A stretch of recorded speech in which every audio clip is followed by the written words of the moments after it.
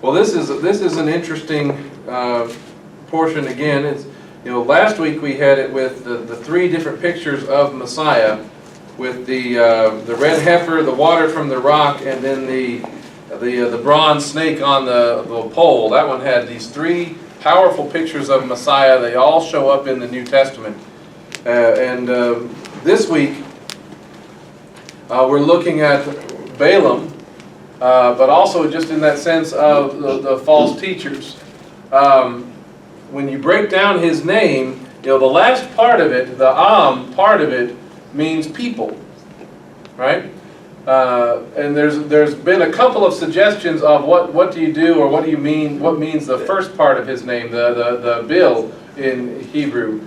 When you look at Strong's and things like that, it says that it likely comes from this word meaning Baal, meaning no, none, or not, some things like that. So it's basically saying like no people. He's against the people.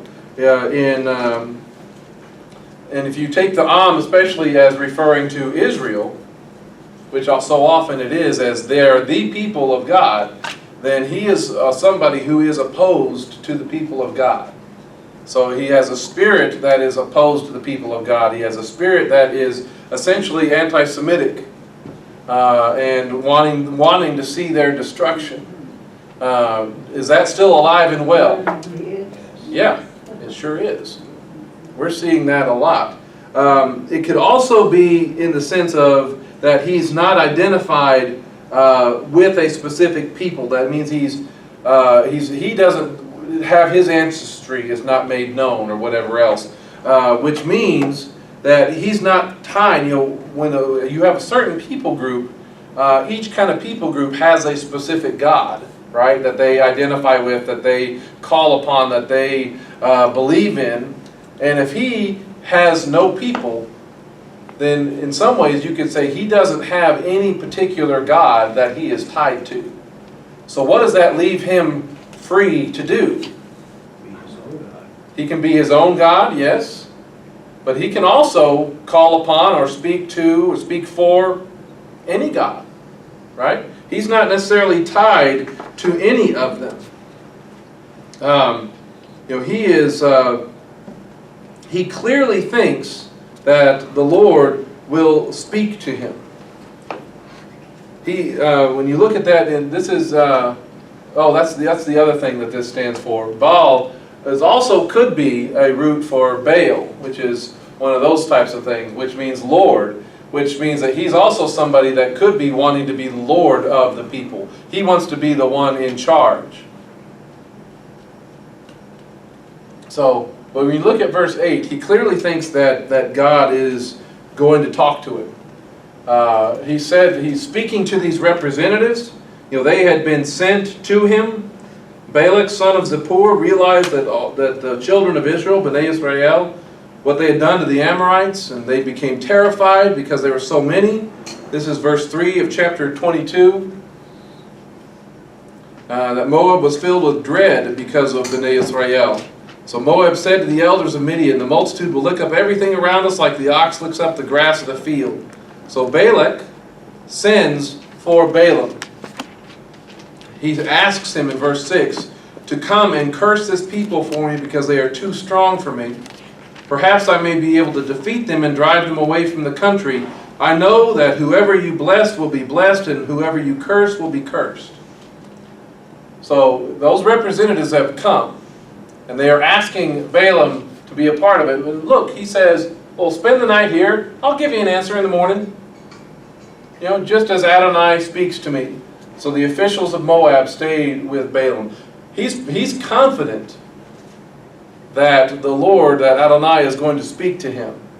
Can you imagine? Say, yeah, I'm sure I'll talk to God for you. I'll have you an answer in the morning. I mean, that takes a level of pride, maybe, self-confidence, to assure that, yeah, I'll have God's answer by tomorrow. And that's the kind of person that he is. He is clearly not a believer in the God of Abraham, Isaac, and Jacob.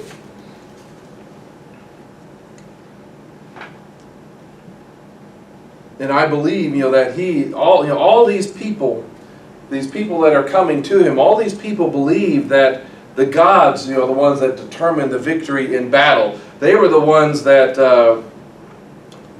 felt assured that if we can come and get Balaam on our side, then the gods that he calls upon will be able to give us this kind of victory.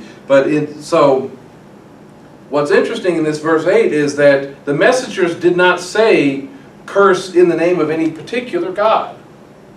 If you look at that, they just said, come and curse this people Israel. They're all over the place. They're running up my land. I'm going to potentially lose to them. Come, curse these people, for they're too strong. I might be able to defeat them. They didn't name whose God they were. Did he? Did any of them? But he seems to know. He seems to know that they are with Adonai. What I think is going on here is I think where he is from. Well, we'll get into that a little bit. He seems to know who they were, who Israel's God was by name. And when a group of people wins a victory over another group of people, they tend to take it that their God defeated the God of that people. So by saying, spend the night here, I'll give you an answer just as Adonai speaks to me, he's saying, I'm going to ask their God. I'm going to ask their God to abandon them, essentially. I'm going to ask their God to leave them and take away any protection that he has. He's going to try to get their own God to ensure their defeat. And he clearly has a reputation for it. He has a reputation for this ability to speak. He has this reputation for this ability to curse. Because, as he says in verse 6, he says, I know that whoever you bless will be blessed, and whoever you curse will be accursed. That's the kind of language that is used about God himself. I will bless those who bless you, I will curse those who curse you. That's Genesis chapter 12. And they're saying that about Balaam. Well, tradition says, that Balaam himself had prophesied that this Balak, the man that is sending for him, that Balak would become king. So Balaam had apparently made a prophecy, made a statement that Balak, you're going to become king where you're at, and of course it came to pass. So Balak has bought in. He believes him.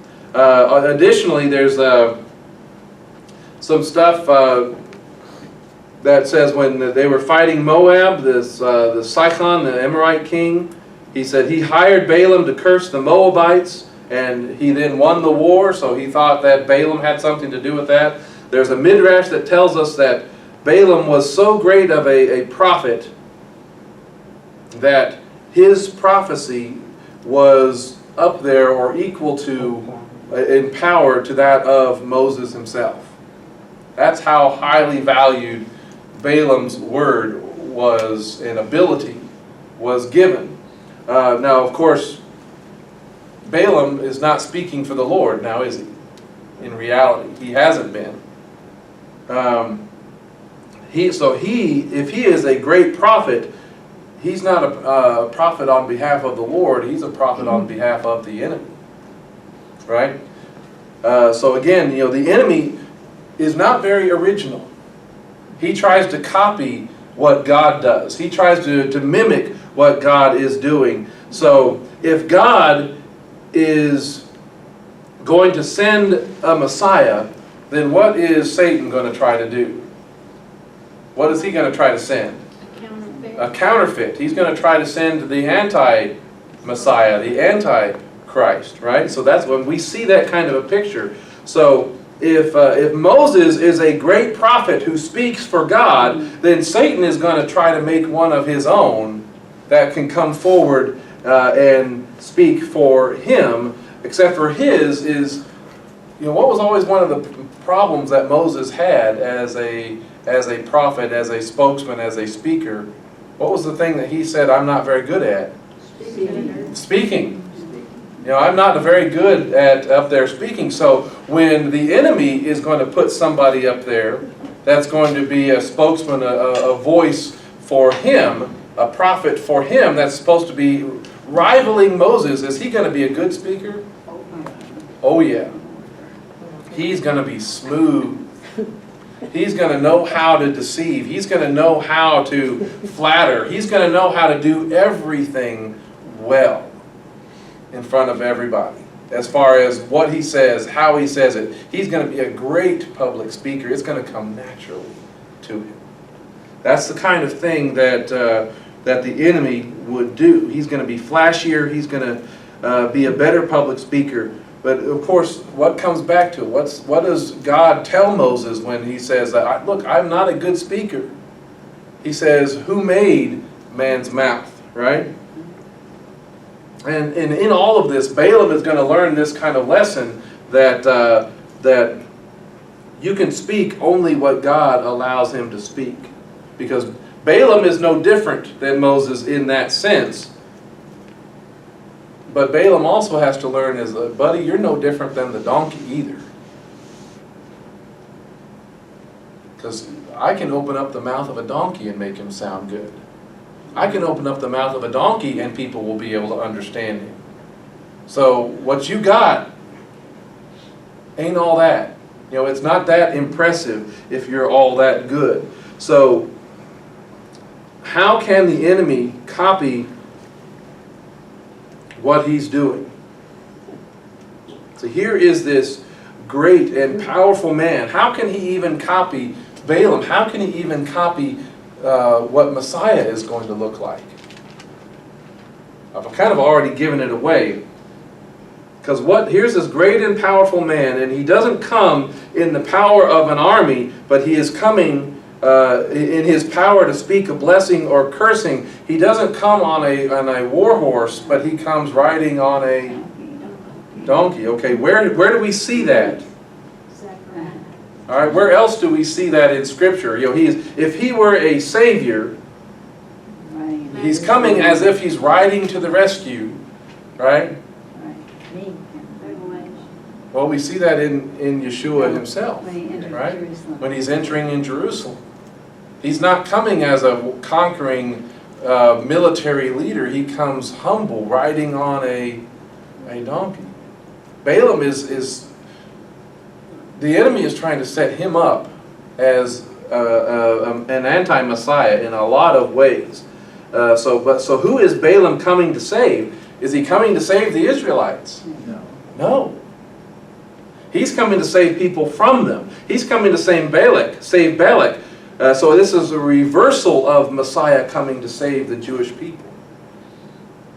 So the enemy wanted his agent to come and curse the Israelites, to destroy them, to make them like his name, which is essentially no people. Why? Why is the enemy so opposed to the Jewish people, to the Israelite people? Because ultimately, doesn't he know that it's through them that the Word of God comes, right? It's through them that the living Word comes. It's through him that Messiah would come. And what would Messiah do to Satan? Crushes his head. All right, so he knows that it's those people, those Israelites, that are going to be my defeat. So if I can wipe them out, if I can destroy them, then that prophecy won't come true. So he's been trying to do that all along. And he's been trying to do that for centuries ever since, to try to destroy them. Because if he can destroy the Jewish people, if he can destroy the Israelites, then that means that God cannot fulfill his promises. That means that God cannot fulfill his covenants. That means that God is ultimately going to be defeated. And if at any point in his promise that the enemy, that Satan, can keep him from fulfilling his promise, that means he loses and Satan wins. All right? But here's the irony of the whole thing. Here's the amazing thing of this whole thing. The very thing that the enemy wanted to use to destroy God's people, God ends up using to bless them. That's this whole account. The very thing that the enemy wanted to try to do to destroy him actually becomes to their benefit. And it's much like what we see in the New Testament. The very thing that Satan wanted to try to do to kill the Messiah, the crucifixion, right, ended up doing what? Ensuring his defeat. That was the mechanism that actually ended up making him lose. And we've even seen some of that here in the last few days. This came up just a few days ago. How many of y'all have heard some of our national politicians and such, and it's been, some have said it over the years, that they say that Jesus was a Palestinian Muslim or something else like that. Have y'all heard that? Yeah. They're saying that Jesus was a Palestinian, he was a refugee and all that kind of stuff. So, who said it recently? I think That one of the Ilhan Omar or somebody like that. Squad. One of the four ladies have said it multiple times. Bill calls them the pod squad. And then it's just come up in a few other instances. Of course, now what you see, what's ironic about this whole thing, is you have people over in Israel saying, that's absolutely ridiculous. You have the son of Benjamin Netanyahu coming out and saying, that is the biggest, dumbest thing I've ever heard. Jesus was a Jew. Jesus was one of us. He was an Israelite born in this country. So you have over in Israel right now some of the leadership in the government or the children and family of government saying, no, he's not one of theirs, he's one of ours. And that is awesome. That is awesome. Because if they can take that step, they'll hear that, if they would hear that every day, that no, Jesus is a Jew, that will be news to some of them. Because they don't associate Yeshua, they don't associate Jesus as a Jewish person all the time. They're not told to recommend it. They don't want them to read the New Testament. Because what happens, if they read the New Testament, they'll be like, man, this is the most Jewish book I've ever read. Right? It will shock them. And so the thing that Satan wants to try to use to get people on the side of those that are against his people are now going to, I believe that's one of those steps that God is going to use to try to get more people to look at it. And if they're going to, the Jewish people over in Israel are going to hear that, no, Jesus, Yeshua is a Jew, then they're getting one step closer to the acceptance of him as Messiah. And if what happens, if their rejection brings blessing to the nations, what will their acceptance be but life from the dead? So we're seeing these wheels turn. We're seeing this reversal of things happen in our day. And as amazing as it is when we're reading this passage about Balak, it's also right here. So he is clearly not a believer in the God of Abraham, Isaac, and Jacob. He knows of this God, but he's not in any kind of covenant with him. It's certainly nothing exclusive. But he thinks he's high enough on the scale of importance that he can hear from any God that he wants that's out there. But God only lets Balaam speak blessing and not cursing. To me it's amazing that God would speak to Balaam at all. Right? He is clearly not a believer. He is not an exclusive prophet for him or nothing. When you look over in chapter 23, verse 8, this is some of his pronouncements that he makes. He has given these visions, these words from the Lord. He's given these oracles, and so he's been hired. Essentially, they're paying him off to come and curse them. And he says, "How can I curse one whom God has not cursed? How can I denounce one whom Adonai has not denounced?" So he is speaking the truth in this moment. And that is so true. Even sometimes there comes a point when the enemies of God, when the agents against God are not allowed to do what they want to do.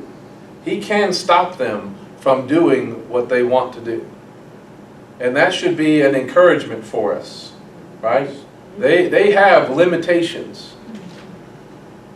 And in this sense, God has blessed this people, and he can't do anything about that. He can't change that.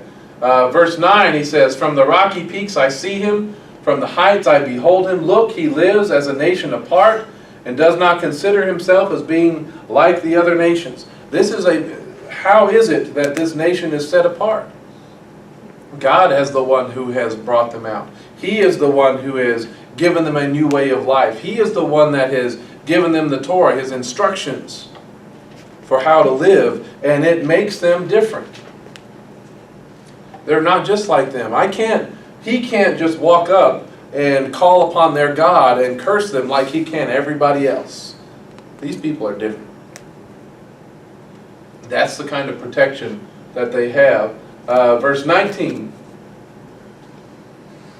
says that God is not a man who lies, or a son of man who changes his mind. Does he speak and then not do it, or promise and not fulfill it? See, again, that's the goal of so much of the enemy, is to try to get God to not fulfill his promise, to not keep his word. And there's a part of the way the world operates that Balak thinks things work, that even that Balaam himself thinks things work. That, well, God, he's their God, Adonai is their God, but, I'm sure I can talk him out of it. Right? There is an element, there's even a movie quote, that I'm sure God negotiates, right, about being saved or whatever else like that. That if there is, if there is a hell, or if there is a God up there, if there is heaven, I'm sure I can work my way in. Right? And if God says he wants to do this, well, I'm sure, maybe if I pray enough, or I do enough, or I offer enough, if I promise enough, then maybe he'll change his mind and then I'll get what I want. Right? Don't we operate that way? But what kind of God is he? Well, he's not going to lie. If he says something, he's not going to change his mind. And is that on just a few things? Is that just on occasional things, or is that on everything? That's on everything. All right? When, and he has the same standard for himself that he has for us, that Yeshua talks about us having. He says, look, you don't need to swear by heaven. You don't need to be swearing by all these different things. He just says simply do what? Let your yes be yes, and your no be no. That's as complicated as our word has to be, because that's how complicated it is for him. I said it, I'm going to do it. I said no, I still mean no. That shouldn't be hard to figure out. So does he speak and then not do it, or promise and not fulfill it? Look, I received a command to bless. Is he hearing from God? Yes, he is. He has blessed, and I cannot change it. As great of a reputation as he has, great of an ability he thinks he has, there's no talking him out of it. God is going to do what he says he is going to do. All right? He says, no misfortune is going to be seen in Jacob, and no misery in Israel. Adonai, their God, is with them. The kings shout. The kings, that is that shofar type of sound, that trumpeting kind of sound. The authority of his voice is with them. The king's word has spoken. All right, so he is recognizing all of this. He says, God is bringing them from Egypt with the strong horns of the wild ox. There is no sorcery effective against Jacob, nor any divination against Israel. Now it will be said of Jacob and Israel, see what God has done. Is this still true? Yes. Because what did he say? He's not going to change his mind. All right? Does that mean that people and things don't come against the nation? Doesn't come against Israel? No, they still do. And there are times when they can be effective, in killing them off. We've seen that in the Holocaust just in the last 100 years. But there's always going to be a remnant. They're never going to be able to wipe them out. And they will always be coming back and always going to be fulfilling that promise and that future that He has for them. But we need to understand, no sorcery effective, no divination against Israel. Does that include even military might, even as great as America? Yeah. If there ever comes a day when this nation and its military comes against them, guess who's going to lose? We are. We're going to lose. Because there is nothing that is going to triumph over them. Chapter 24, verse 15 says, this is another one of his oracles. He uttered his oracle, the oracle of Balaam, the son of Beor, the strong man whose eye is opened, the oracle of one hearing God's speech, one experiencing Elion's knowledge, one seeing Shaddai's vision, one fallen down yet with open eyes. So much of this is his own experience, Balaam's own experience. He actually is hearing from God. There is no faking it for him this time. He is experiencing the wisdom or the knowledge of God. He is getting to see the vision, because at this point, the donkey that incident with the donkey had already happened. And at one point his eyes were open to see what it was that was standing in opposition to him. And how, if you remember, God first told him not to go, and they come back with more money. And he says, "Oh, are you sure? I can't go with them anyway." He says, "Fine, go." And he opposed him for going, because again, God doesn't change His mind. And what was the first thing that He told him not to do? He said, "Don't go." And if the Lord doesn't change His mind, then you're in trouble. He was like coming back and asking a second time, or like what kids sometimes do. When Mama says no, I'm going to go ask Dad and see what he says. And then I'll get to do what I want to do, and they'll be mad at each other. Right? Y'all seen that action happen? Alright, but the way it should work is if Mama says no, and then the kid goes and asks the other parent, they should get in trouble for trying to set that whole situation up. Right? Right? Isn't that how it's supposed to work? Are you talking to your wife or your mom? I'm talking to my kids. Alright, so that's what's going on. He has heard His voice. He has seen His vision. Did he fall down in that experience? Didn't the donkey kind of crush his leg at one point? Didn't he kind of get off and beat the donkey and all this other kind of stuff? He was blaming the donkey for all that stuff, and the donkey was the one saving his life. All right? He says, "I see him, yet not at this moment. I behold him, yet not in this location." And then he says this. He says, "For a star will come from Jacob, a scepter will arise from Israel. He will crush the foreheads of Moab and the skulls of all the sons of Seth."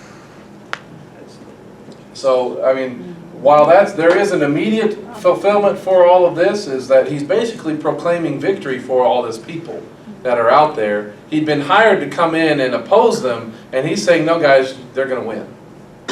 But what also is this a prediction of? Isn't he even making a prediction of, ultimately, of Messiah himself? Yeah.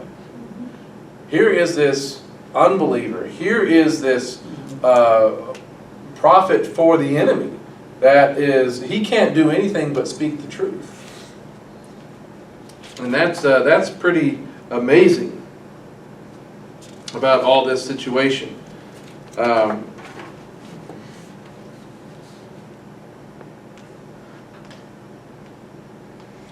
I see him, yet not at this moment.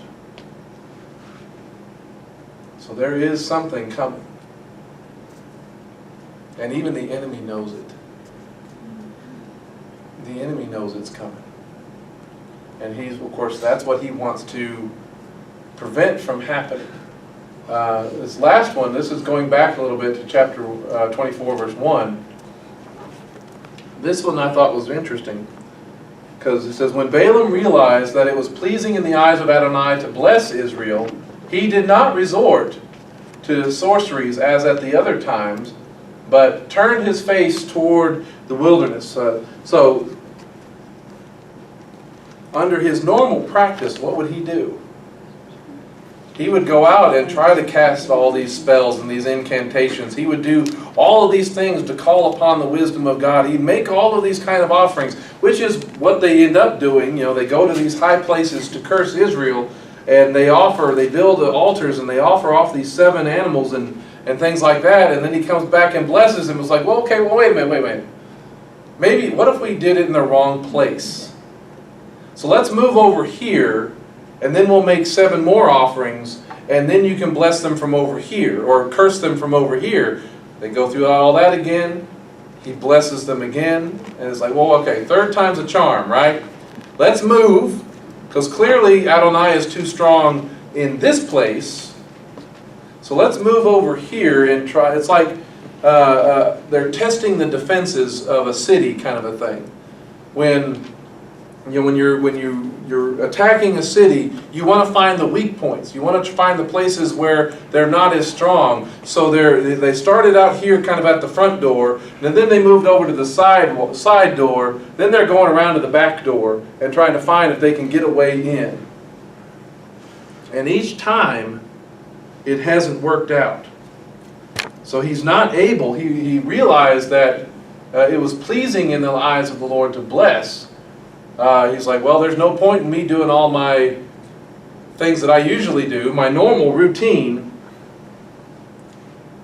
And then it says, he turned his face toward the wilderness, and lifting up his eyes, Balaam saw Israel dwelling by tribes, and the Ruach Elohim, the Spirit of God, came upon him. And that's just amazing to me, that basically what is an unclean man is being spirit-filled with the Spirit of God. So can God speak through just about anybody? The donkey. Even a donkey. Yeah. Even the high priest. Even the high priest, Yes. who was not a believer in Yeshua at the time, and to our knowledge, never did become one. When he made that statement about, isn't it better for one man to die for the people, for the nation? He was pretty corrupt. Yes, he was. So he sees the people of Israel, and their organized structure around the tabernacle, the way they were put together. The Spirit of God comes over him, and he says, he uttered his oracle and said, this is the oracle of Balaam son of Beor, and the oracle of a strong man whose eye has been opened. See, he considers himself the strong man. And yet, he was still blind. He says, the oracle of one hearing God's speech, of one seeing Shaddai's vision, one fallen down yet with open eyes. Then he starts off, he says, how lovely are your tents, O Jacob, and your dwellings, O Israel. What's amazing is, what is this last line? What is that called? It's called the Matovu, right? Mm-hmm. It's one of the standard, whenever the In the synagogue, whenever they enter into the synagogue, it's one of the very first things that a Jewish person will say upon entering. It says, how good are your tents, O Jacob, your dwellings, O Israel. And these are a collection of that statement plus several psalms. He says, it is through your abundant love that I enter your home and bow in awe in the direction of your holy temple. Adonai, I love the temple, your home, and the place where your glory dwells. I will bow down low and prostrate myself before Adonai, my Creator. May my prayer find favor in your sight, Adonai. In the abundance of your loving kindness, answer me in the truth of your salvation, in the truth of your Yeshua. So these are some of the first words that are recited upon entering the synagogue. And where it comes from, how lovely, how good are your tents, O Jacob. Jacob was described as the kind of man who was a quiet man. Y'all know that, most of y'all know that I have a different understanding of that passage. You've heard me teach through that. But that he was a quiet man who stayed where? Among the tents, right? So that was said about him. But while he was staying there among the tents, as opposed to his brother who was not staying among the tents, who was off running around doing his own thing, while he was there among the tents, he was learning from men like his father, Isaac, but he was also learning from Abraham himself, who was still alive. He was learning about God. He was learning about God's ways and how to worship Him and how to lead and run a family, how to care for the sheep. And so the way this works is the tents or the dwellings came to be understood as places of learning in the Jewish mindset. So to stay among the tents means you're staying to learn of the ways of God and how to live as the people of God. So how lovely or how good are your tents, O Jacob, your dwellings, O Israel. That's why this is said when going into a synagogue, because you're there to learn about the things of God. It's interpreted to mean schools or synagogues. But clearly, God can speak through anybody. And Balaam is an example that even those that we recognize and can tell are wrong in their beliefs and their theology, can they sometimes say the right thing? Yeah. Yeah, they can. And the flip side is true as well. Those that we recognize as being right most of the time can also be wrong on something.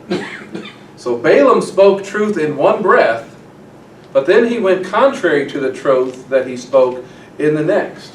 And you'll see that in chapter 25. He's like, okay, I can't get their God. I can't do these incantations and my sorceries. I can't convince him to go against them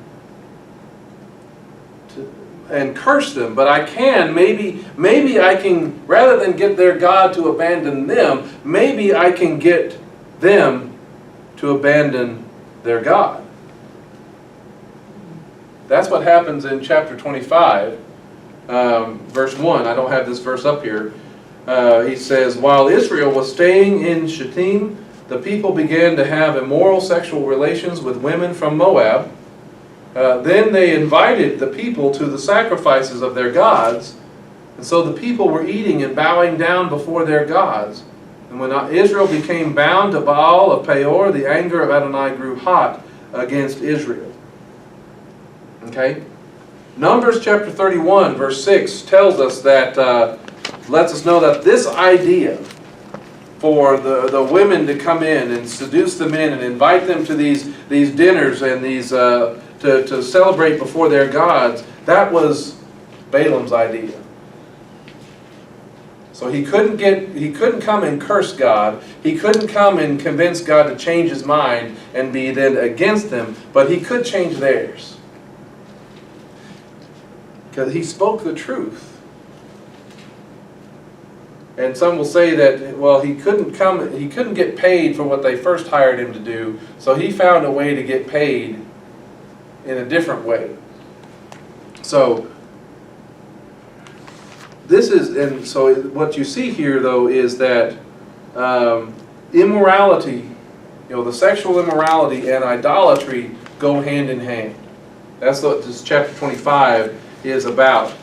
They seduced them. They began to go and sacrifice to their gods. So when you see an individual, this is for us, today, when you see an individual person, when you see a denomination, when you see a nation that is struggling with sexual issues, kind of like ours is, right? With immorality, homosexuality, decline of fidelity in marriage, transgender, or there is no gender, pornography, the human trafficking. That's a person, that's a denomination, that's a nation that has broken away from relationship with God, His Word, and His ways. Because they are no longer loyal to Him and His Word, then all of this other stuff becomes allowable or permissible. And so they are instead believing the lies of the enemy that wants to come and curse us. All right, so if he can't get God to turn against them, he can maybe convince them to turn against God. Has that tactic really changed? No, it hasn't. All right, if he can't get God to turn against us and His people as those who have accepted Messiah, then maybe he can get us to turn against Him and His ways. That's, you see that in Revelation chapter 2, in that one of the letters to the churches. He says some good things to them, but he says, I have a few things against you. You have some there who hold to the teaching of Balaam, who was teaching Balak to put a stumbling block before Bnei Israel, to eat food sacrificed to idols, to participate in that. The people, they invited the people to the sacrifices of their gods and to commit sexual immorality. All right? This church in Revelation was enduring the same kind of moment, the same kind of deception, the same kind of problem. And we as a people, the people of God, or as a church, or as a nation, guess what? We're still doing this.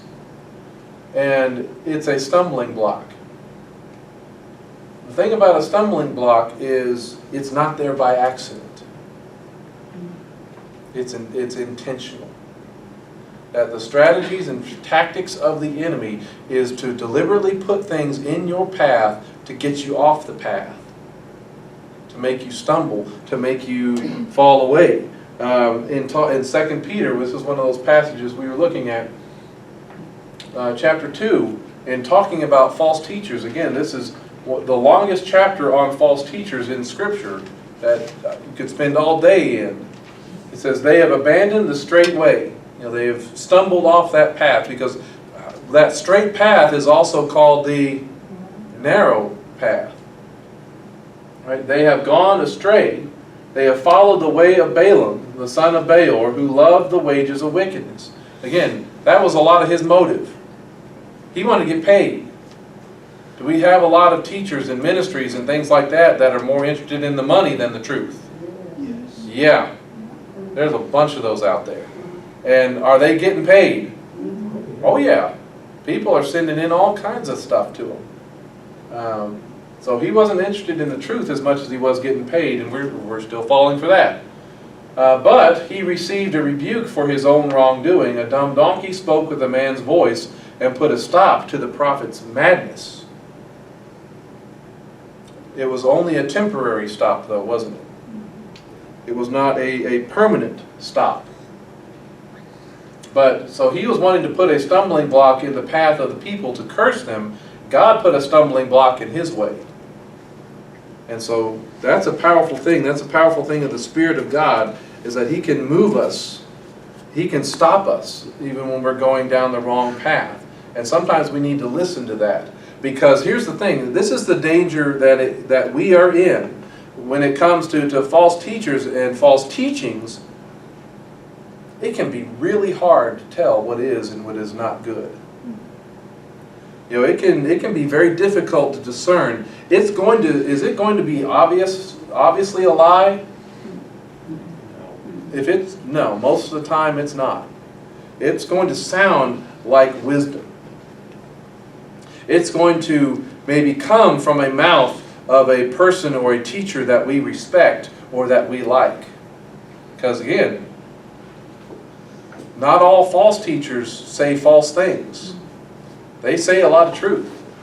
And then sometimes you have a good teacher that is teaching good things most of the time. Can they still say things that are false? Yes. Yes. All right, it goes back to you might have heard me say it and talk about it before, the idea of rat poison, right? You remember that analogy? Rat poison is 99% nutritious for the rat, or depending on the brand. 95 to 99% nutritious for the rat. It only has a small amount of poison in it. But it's nutritious for the rat, that's why it wants to eat it. But it's got just enough poison in it to kill them. And they don't even know it. All right, it's the other way I like to put it is, the easiest lie to believe is the one that is closest to the truth. Right? You mix, if you have a crazy story, and I'm sure I never did this, I don't remember whether I did or not, but if I was ever late coming home from outside playing, riding around with my friends, and my mom got mad at me, again, I can't say that this never happened, I'm sure. But if I came and I tried to tell her, Mom, you wouldn't believe, this is why I'm late. A spaceship came down and zapped me with their ray gun and pulled me up into the sky, and I just barely got away, and then I made it home. Would she believe me? No. Some people would. Some you're right. I could be on TV and have all kinds of things. I'd make millions. So she probably wouldn't believe me if I gave a story like that. But if I said, Mom, I was on my way home, I was going to be home on time, and these bullies from school crossed my path and started chasing me, and I had to lose them, that's why I'm late. Is that believable? Yeah. Would she buy it? Maybe. You never know. But that's the thing. The easiest lie to believe is the one that's closest to the truth. So Satan doesn't have to put a lot of error and falsehood in it. He'll mix a lot of truth with it. So it's very difficult sometimes to discern it. It may sound like wisdom. It may come from somebody that we like, that we trust. So again, if the enemy cannot curse you, he's going to try to make you stumble. He's going to try to make us stumble through false teaching. And it's going to be enticing. It's going to be seductive. It's going to even be this, the secret knowledge kind of thing that we like to use. Some secret that only you can see, some wisdom that most people are blind to, right? The conspiracy, the hidden things. And that's actually one of our greatest weaknesses. In this movement, because a lot of us, we were adults when we started moving in this direction. So we realized and we recognized that there's some things that we've been misled on, that we are striving to change in our thinking, our understanding, that we're trying to extract ourselves from centuries of bad or even anti-Semitic decisions. We know that that's reality, that there are some things that have not been right in what we grew up with. But that also makes us susceptible to others. A teacher, a church leader, maybe they said one thing that was bad, so then nothing they say is good. Or, a teacher, a Messianic or a Hebrew roots or a Jewish leader, a YouTube guy says one thing good, and so then nothing they say is bad. And we take everything that they say as gospel. We've got to be discerning. We've got to test everything and everyone, and then hold on to what is good. Critical thinking at all times with what anybody says. And it's got to be something that goes back to the Word of God. Because this is, of all things that's out there, this is what we know is true. But the hard part is there's a lot of us have bought into the idea that not all of this is true because they cheated, or they took some things out or left some things out, or they've altered and changed it. So now we don't even trust this. Now whose idea is that? That's the enemy's, right? So this is how 2 Peter goes on in chapter 2 verse 1. He says, "But false prophets also arose among the people, just as there will be also be false teachers among us." Now, are we exempt from that? No. We are not in any way exempt from this. He says, "They will secretly bring in destructive heresies." In other words, you're not going to recognize them as false right off the bat. They're going to try to hide it. They're going to try to mislead. They're going to try to sneak it in and hope you don't catch it. It says they will even come to the point where they deny the master who bought them, bringing swift destruction upon themselves. Many will follow their immoral ways, and as a result, the way of truth will be maligned. So how many people are going to fall for it? Those who don't know the word. Well, it says many. Many are going to fall for it. Many are not going to be able to discern the difference. It says, in their greed, they will exploit you with false words. Their judgment from long ago is not idle, and their destruction does not slumber. Then there's this one, 2 Timothy 4. We're usually more familiar with this one. The time will come when they will not put up with sound instruction. And who is that referring to? That's always referring to everybody else.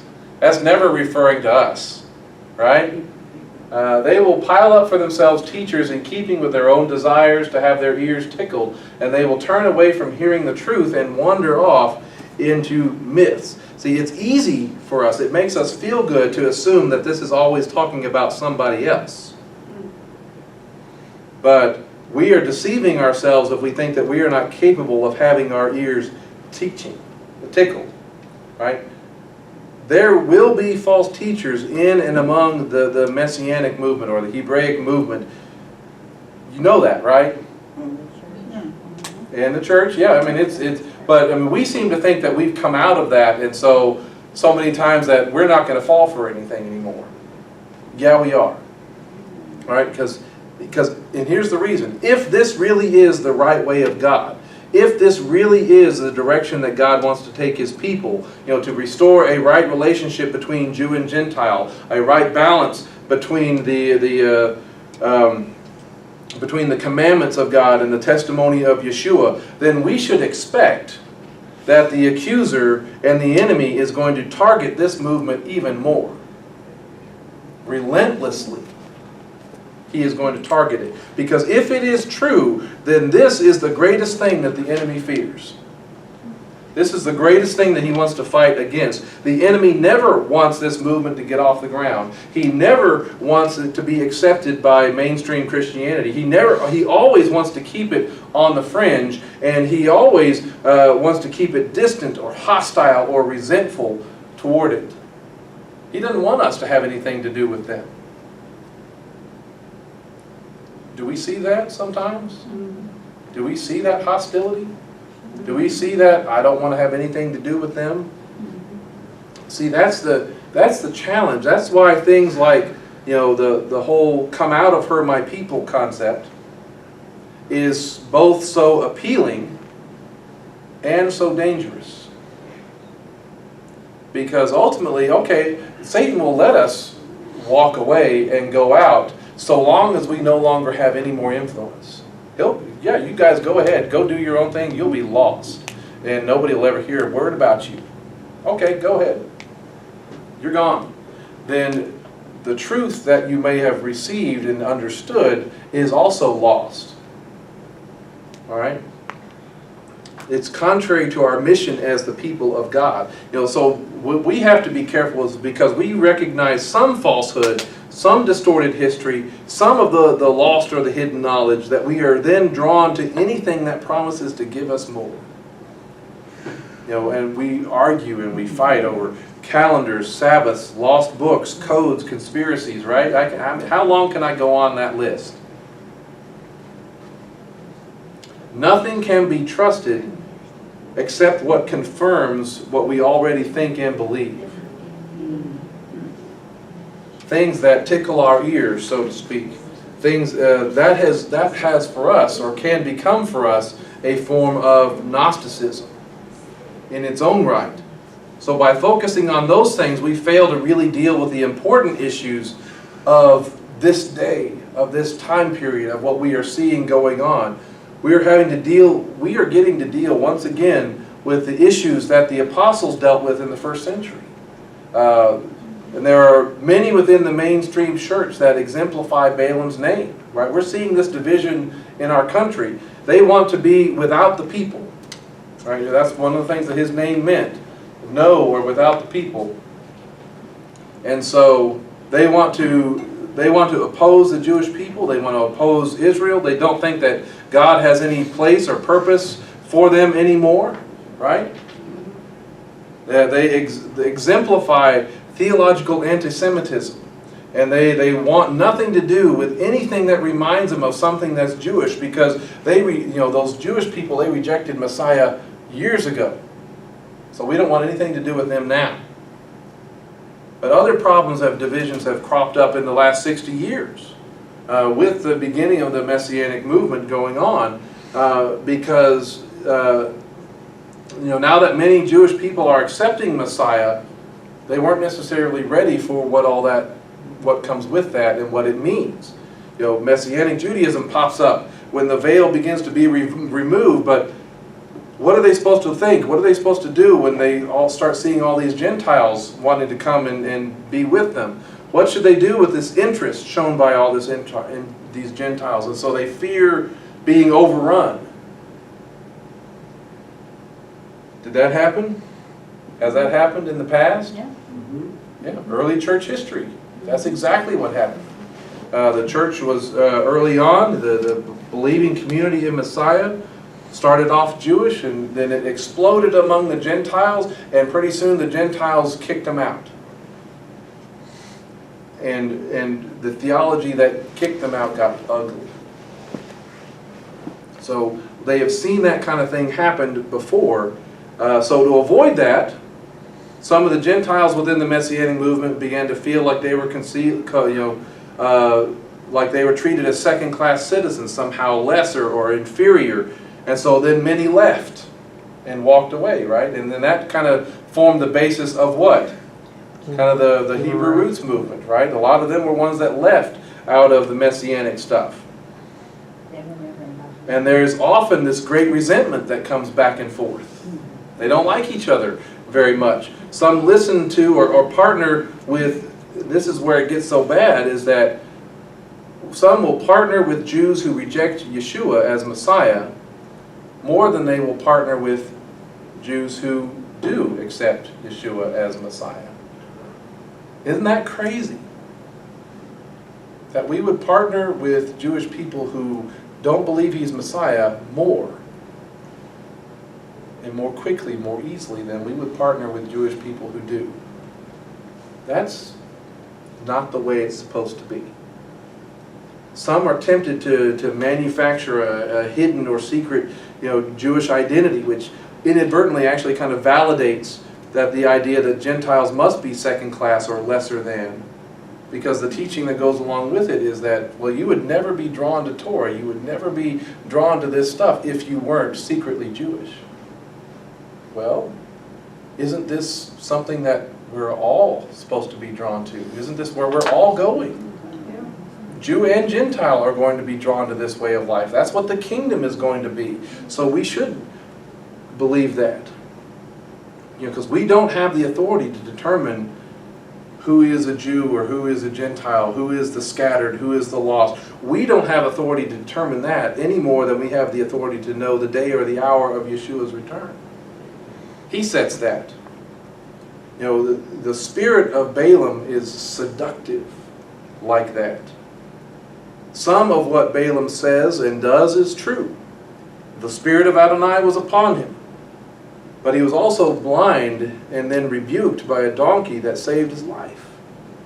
See, there are people just like him today, mixing the truth with error, making promises of great insights, but using them for their own financial gain. We see all that kind of stuff. And many are going to follow their ways. And as a result, as this passage says, the way of truth is going to be maligned. It's going to be lost in the midst of all of that. It's going to be disparaged. When we get off on some of the tangents that we can on the shape of the earth, right, or the age of the earth sometimes, or some of these other fringe issues that are out there, whether there's a planet X out there floating around in the solar system. When we talk about more of that stuff than Yeshua, then the way of truth gets maligned. All right? And so as a result, the immorality just increases. The destructive heresies increases. What we need to work on is to get back to the real agenda, right? We need to get back to the real agenda of things, the unity of Jew and Gentile, how Torah and grace are compatible. You know, Torah or grace being about salvation, Torah being about sanctification. We need to be about the proclaiming of the feast, of, you know, taking a hold of the tzitzit of the Jew, right? Of the Jewish people, of having that fellowship, having that strength and that uniting, and to practice what we read about in the Haftorah portion, to practice or walk justly, to love mercy, and to walk humbly with God. That's where we're at. That's what we need to make sure is the focus of what we are doing and what we are saying and what we are teaching. Because the way of Balaam is going to be increasing in the days ahead. The ways that he's going to try to put those stumbling blocks in our path, and he has put some in our path that we need to be wary of and watchful of, so that we don't stumble off the path that he has for us and he's called us to.